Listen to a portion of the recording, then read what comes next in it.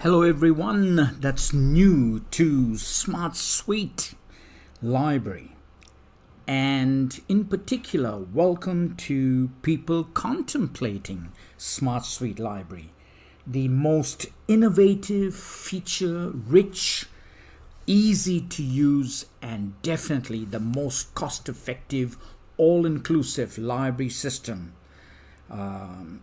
in Australia and available globally as well. First of all, it's totally web-based, and today we're going to walk you through, if you were a new user and you were given your URL and a login, we're going to talk about new user training. Okay, now one thing that always comes up is we have a competitor out there peddling the concept of a homepage. And basically they say that if you have a home page, then you can put all sorts of fancy new information for the library and people come here for everything library. Let me just address that right up front, and then you decide whether you actually need a home page. But more importantly, do your patrons need a home page? Okay, I'm not sure if you are old enough to remember Yahoo. Yahoo was the search engine of choice more than 20 years ago. And these are all the different home pages. Basically, pages full of junk. Okay? When in actual fact, all you wanted was a search engine to just put a search in there and go ahead and find something, or find anything. But it was so filled up with a whole bunch of extra garbage that it was an insult to the person who just simply wanted to search for something specific. And then, of course, what happened was Google came along. And Google said, no, we're not going to put all this extraneous rubbish on our page. If you want anything, tell us what you want. Okay? And we will go ahead and then bring up, based on relevancy, anything to do with the actual search that you want. And you can go into the second page and third page and fourth page and so forth and so on. And that is why almost overnight, landing pages that just filled up with extraneous stuff and people having to go and then find information just turned off and didn't even use this. And you'll know that Yahoo just disappeared overnight. Okay, that's what we've done. We've taken the Google approach, and instead of giving you a home page, and you can have a home page and you can have a very sophisticated home page. You'll be amazed at what some schools have done with a home page, but they are in the minority. But for those who want it, it's available. Generally, what we recommend is, why not just have all your results come up automatically whenever anyone logs in? So you can have a home page, or you can have a school's results page here. Now, what this page is, this is how anyone approaching your library system can look like. And this item here was the very latest addition to the school's collection. So if I added a book, that book will appear here and everything will shuffle down one. If I added 2 books or 20 books, they'll appear all up here and everything will shuffle down. So if I scroll down, it'll load the next page and the next page and the next page and the next page and so forth and so on. But you can still search. You can just go cat and bring up cat. You can go and search for doll. Okay. You can search for anything, and you don't even have to specify that I want it in the title, I want it in the subject, I want it in the author. See, you can if you want to, but you don't have to. So when you go ahead and you do a search, we do something that no other library system does, a very sophisticated search. Most of our competitors will give you the results, says, give me anything with cat in it, and then order it by title, and with the order within title by location, or then by sublocation, then by call number, then by all this kind of absolutely irrelevant stuff that has made a lot of libraries irrelevant. What we've done is we say, tell me what you want, and I'll find the material based on relevancy and based on what other people have been searching for. Okay, so it's a relevancy search, and that's what's there. Now, in the results page, you can actually define how that page looks. Okay, so this is an out of the box. So if you went and installed and didn't do any changes, this is an out of the box collection. If you want to change, there's a whole host of ways you can change it. Okay, so you can change it like this. Okay, and then if you're interested in a particular thing, click on that and the information will come up here. Okay, or going back to our original screen, which is the home page, if I go ahead and do a search of cat, okay, and I look for a book, there's all the bibliography. If I want to reserve it, that's where I reserve it. If I want to write a review on it, that's where I do it. If I want to have a look at the availability or how many reserves or any information, I can look at that. If I want to build a list and then give a list of resources to a teacher or a student or a parent, I can do it through here. Okay, so very, very powerful, very simple, and anyone from a prep to a professor in a university, and our system also runs in universities, can just put in what they want and get the information they want. Okay, so very easy to do, and you can choose a home page or you can choose just the OPAC page as the landing page. Very simple, and you can talk to us and we'll more than happily show you how you can not only change the OPAC, you can change the color, you can change the background, you can change the information that's displayed. It's so flexible, it'll blow your mind. You might even want to ask us for a YouTube training on just setting up OPAC. We're happy to do that. Next thing we're going to do is, okay, you're new. So what's the first thing you need to do? If you are new and this is the first time you've logged in, the first thing you need to do is you need to set up your authority files, okay, according to the way you want to work. All right, so to get to authority files, you click on the menu button, click on configuration, and click on authority editor. If you don't have those options when you've logged in, you can only do all of these once you're logged in. If you don't have these options, it's because you don't have the authority to get in there, which we'll deal with when we go into the patron record. But you need to be able to get to the authority editor, and in the authority editor, the setting and authority file is exactly the same. So what authority files do I need to set? Start off with the class grade. So click on that and it's all alphabetical. So we'll go to class grade. Make sure that you've got all the correct class grades in here. If you haven't got the correct class grades, you can put in there and go prep and go add. So now you've got a prep class grade. So there's all your class grades. And once you've gone in there and created a prep class grade, you then have to go and edit that particular one by clicking on the pencil, and that will show you all the parameters. Okay, now we've got a security code, and the security code should correspond with the year level. So if it was a year 1, security is 1. If it's a year 5, security is 5. It's a year 12, security is 12. If it's a teacher, well, you don't make it a 13. If it's a teacher, make them 50. If it's an administrator of the library or librarian, then you should make it 999. Okay, so teachers are 50, administrators are 999. Final borrowing date is when you want all the books back into the system. The expiry date is work out when you're going to be leaving the school, add another 20 years to it and make that the expiry date, because you'll never use that, but the system requires it. The only time that expiry date becomes important is year 12s.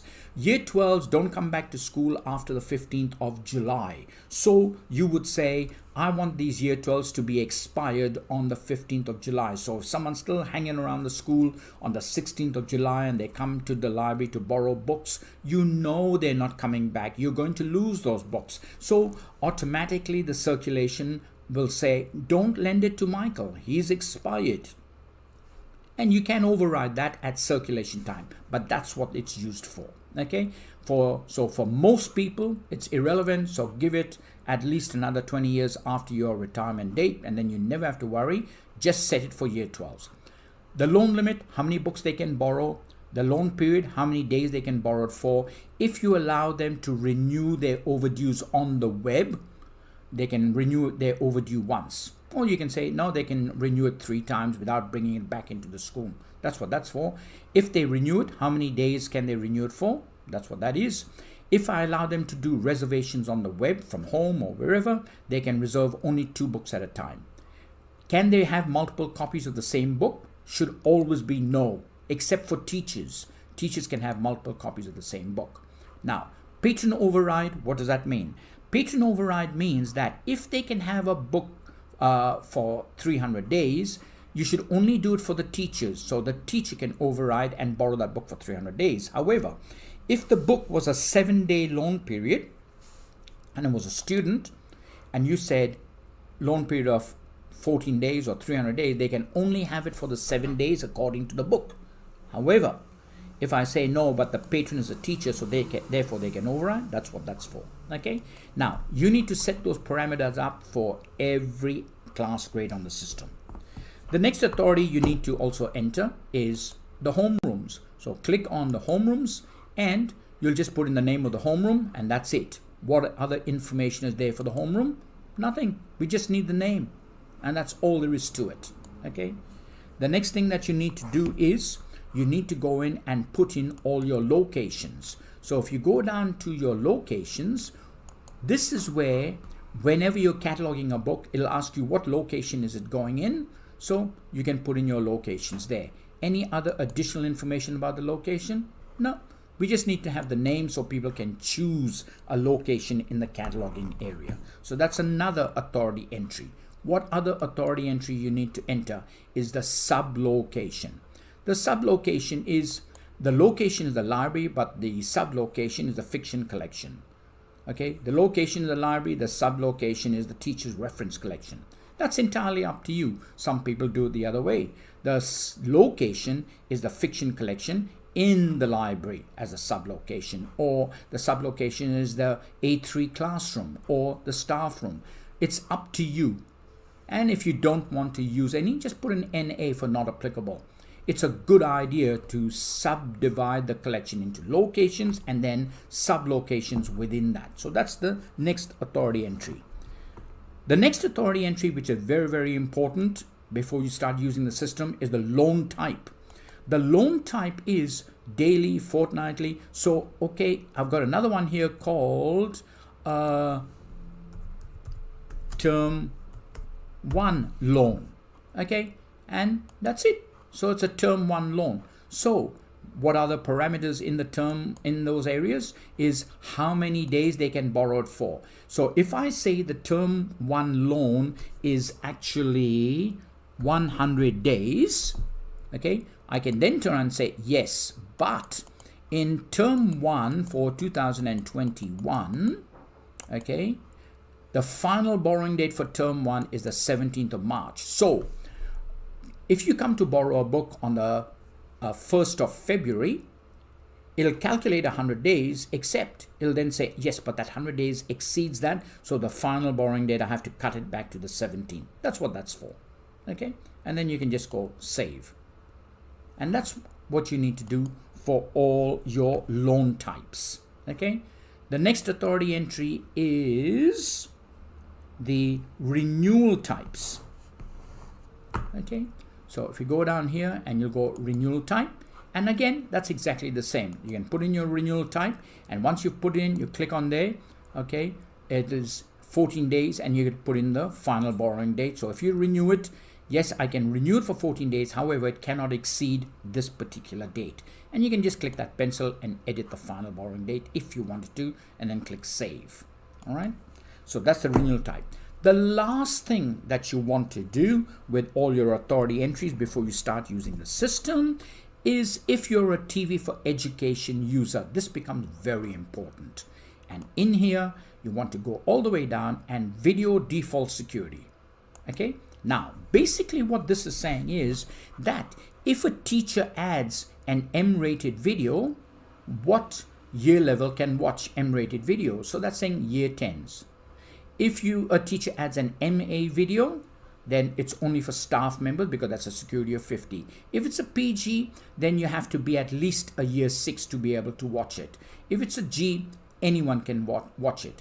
If it's an R-rated video, then not even teachers can watch it. Only the administrators can watch it. And the reason for that is you want to make sure that R-rated stuff doesn't, well, it'll get added to the catalog if a teacher adds it, but even the teacher won't be able to look at it. And then that gives you the authority to go to the head of department or talk to the individual teacher and say, hey, Michael, why are you putting R-rated rubbish on our system? Or please explain. Or go to the department head or go to the principal and say, look, I've got a belligerent teacher called Michael Fernandez, and he's adding R-rated stuff to our system. I've spoken to him.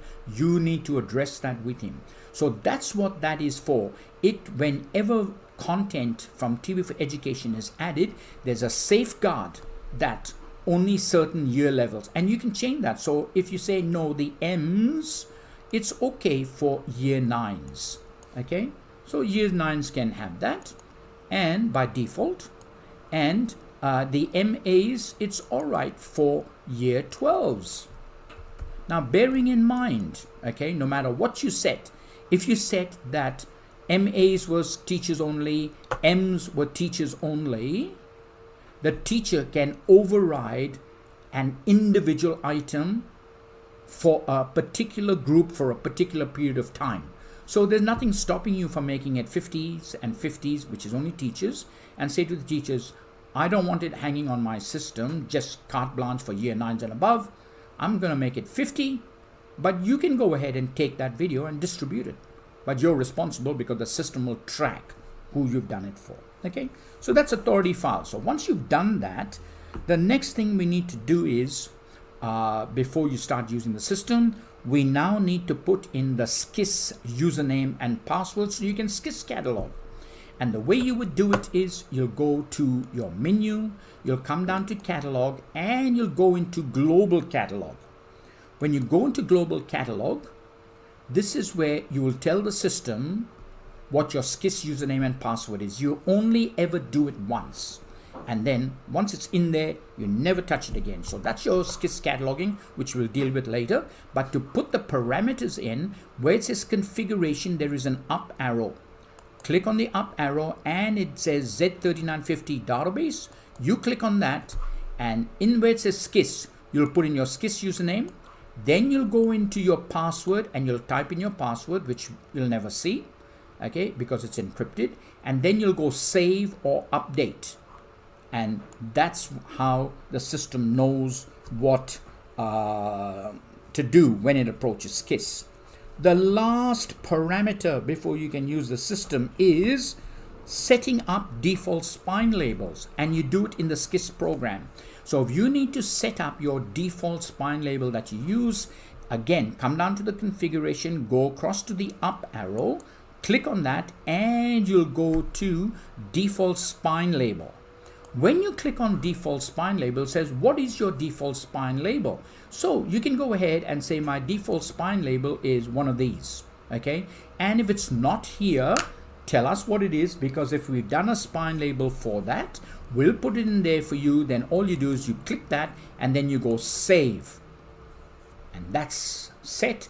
And now you're ready to do anything. And by the way, if you SKIS catalog, you can go, say you've got 60 books to SKIS catalog, you'll go ISBN barcode, ISBN barcode, ISBN barcode, ISBN barcode, and you'll do it 60 times. And when you've gone and cataloged your 60 SKIS books, when you hit that print button, it will automatically print out all your spine labels in the order that it was cataloged, with a little option that will appear on the bottom here that says how many blank labels have you already used, so I can skip them and start from the 17th spine label or the 27th spine label. Okay, that's all set up. Now, whenever you set all these parameters, it's a good idea to click on the menu button, click on search, go to schools collection to bring up the default landing page if it's the OPAC page, or the home page, and that will set the entire system ready to go. Okay, so Now what we're going to do is we're going to show you how to add a patron, change a patron, delete a patron. Very, very easy.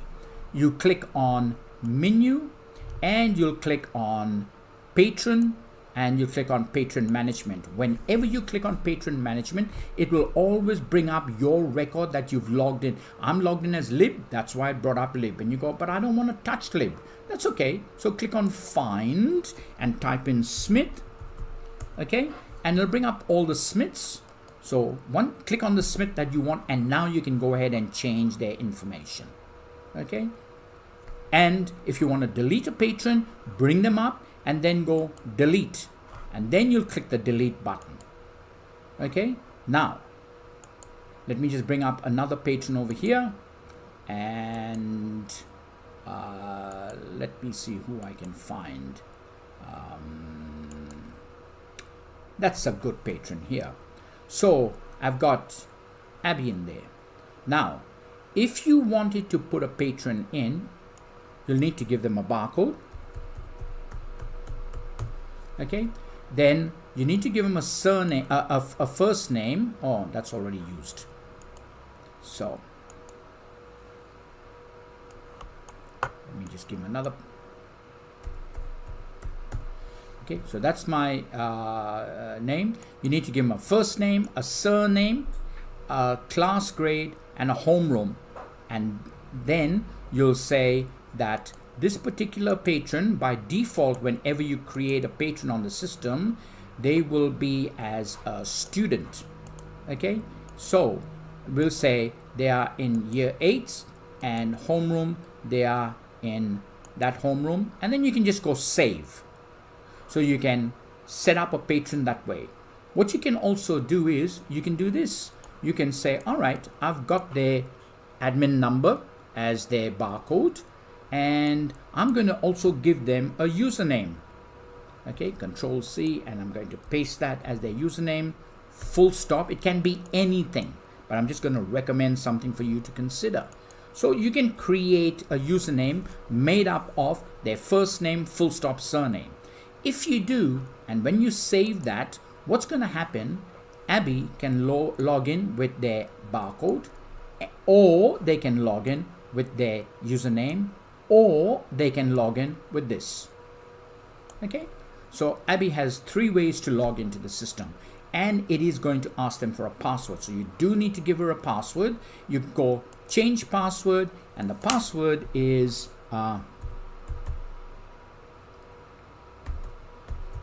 password, and then go change password. So now Abby can log in with password. So if you're a prep school, you can make everybody's password the same. We can set everyone's password. You tell us what you want it to. Or you can say, no, everyone's password is password, except they need to change it on the first time they log in. Just change it to yes and go save. And what's now going to happen is when Abby logs in, it's going to ask her for her password.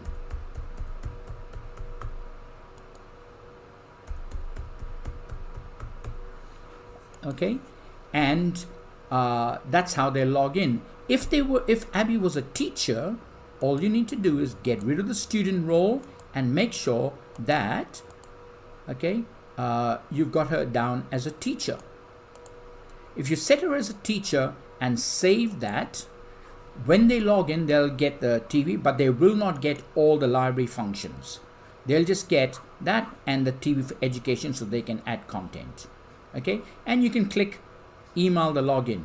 When you click email the login, what will happen is Abby will get a welcome letter, get some training notes, and give her access to TV for education. But Abby's not a teacher. Abby is actually a library staff member. So you can say she's a librarian. Okay, and get rid of teacher. Now what happens when Abby logs in, she'll get TV for education, but she'll also get most of these functions out there. Okay, but Abby is not a librarian. Abby is a retired librarian, and she's come to help the school library out on certain days of the week. And you can say Abby's a circulation desk operator. She's not a librarian. So now what will happen is she won't get TV for education, but when she goes here, she won't get all of these, but she'll get just circulation. So you can choose the role that you want to give Abby and just go save, and she is off and running.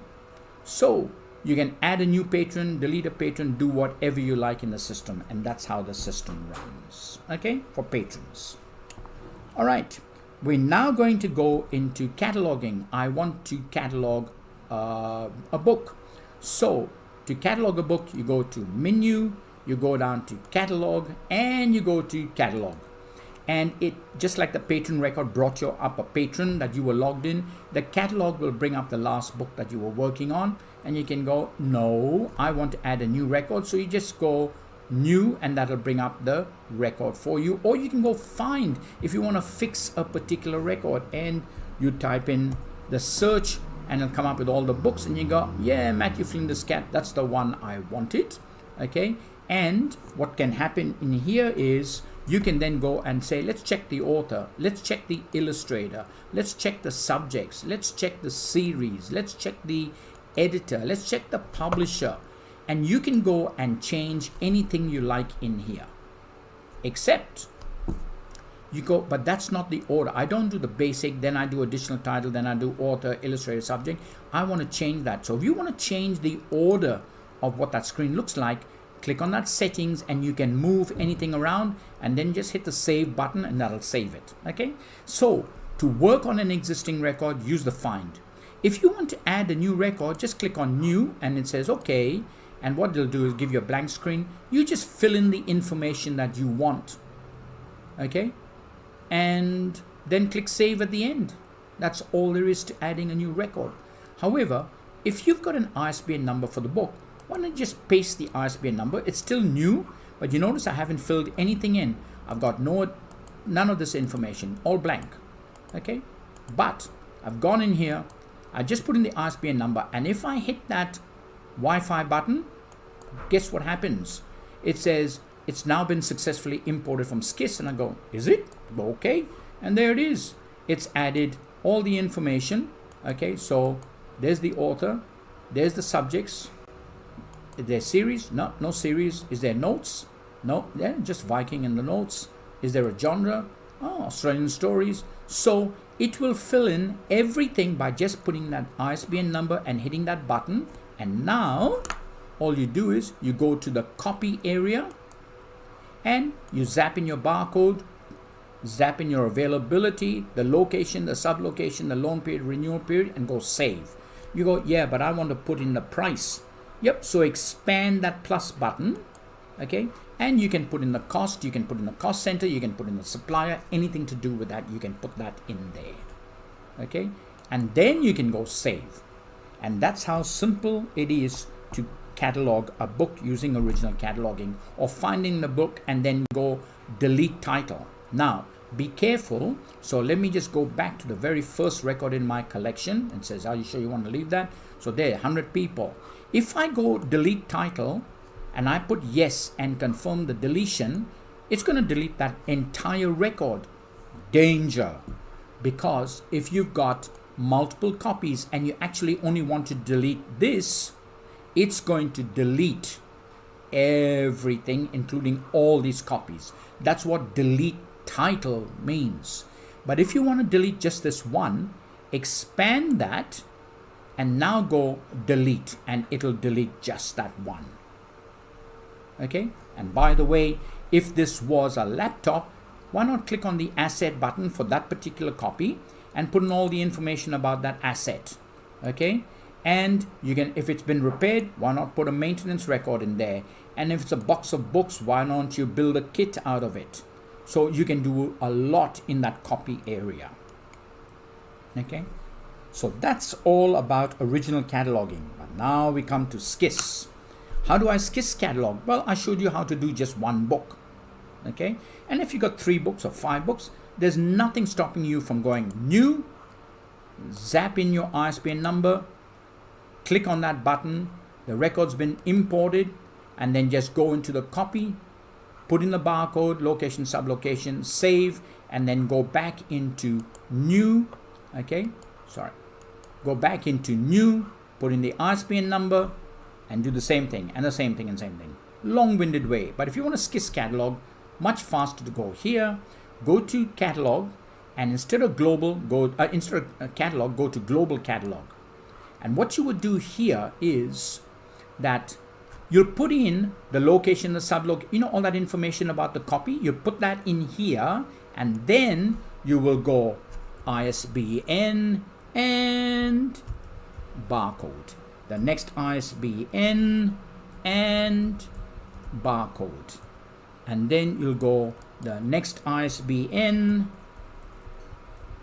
and the barcode, and the next ISBN and the barcode, and the next ISBN and the barcode. And you do not have to wait for the thing to catch up. It's doing a whole bunch of stuff in the background. So you can just go ISBN barcode, ISBN barcode, ISBN barcode, ISBN barcode. And if there is an ISBN that you put in, a barcode that you put in, and it doesn't exist, it'll tell you this doesn't exist. Just put it into a box that says not on SCIS yet. Come back to it later.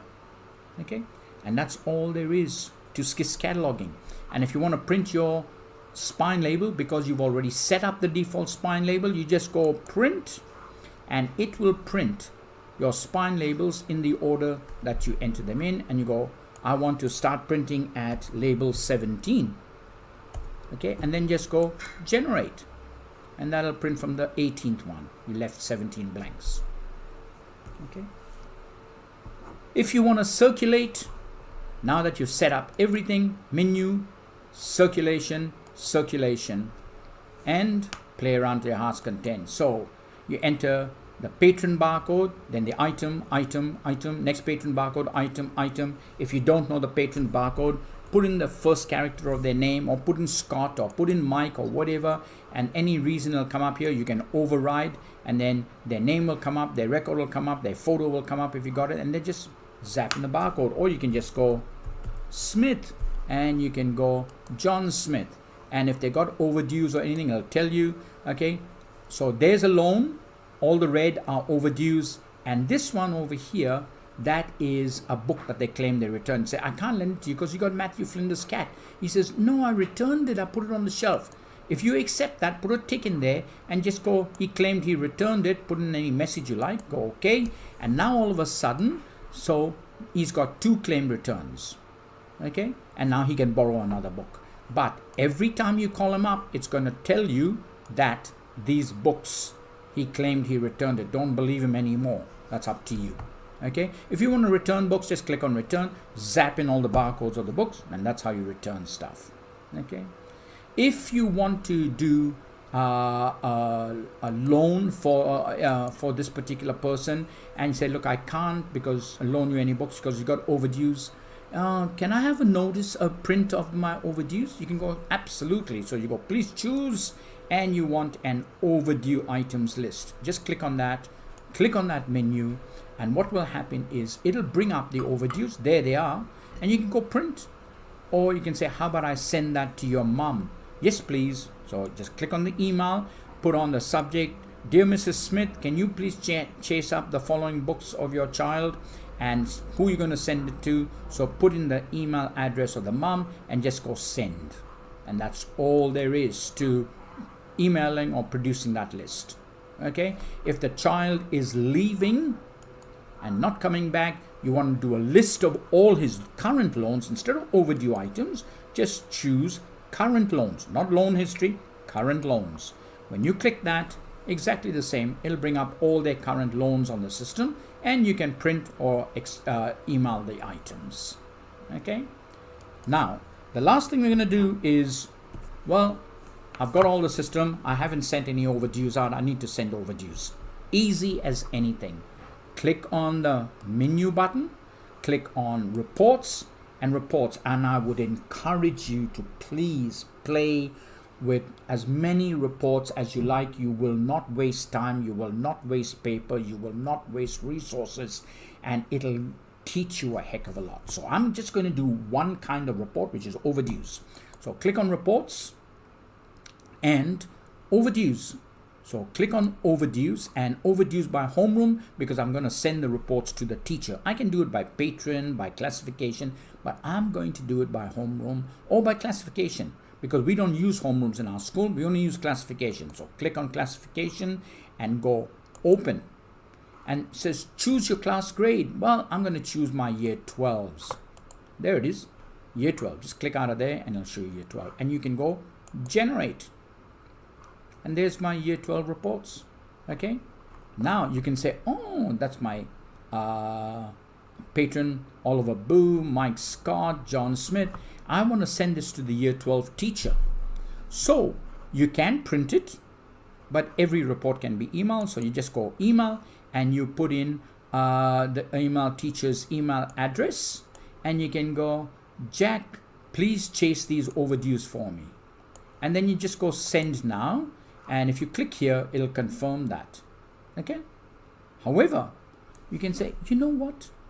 I'm going to make a schedule out, and starting on the 28th, weekly at 1 o'clock in the morning or 6 o'clock in the morning, I'm going to schedule that to be weekly.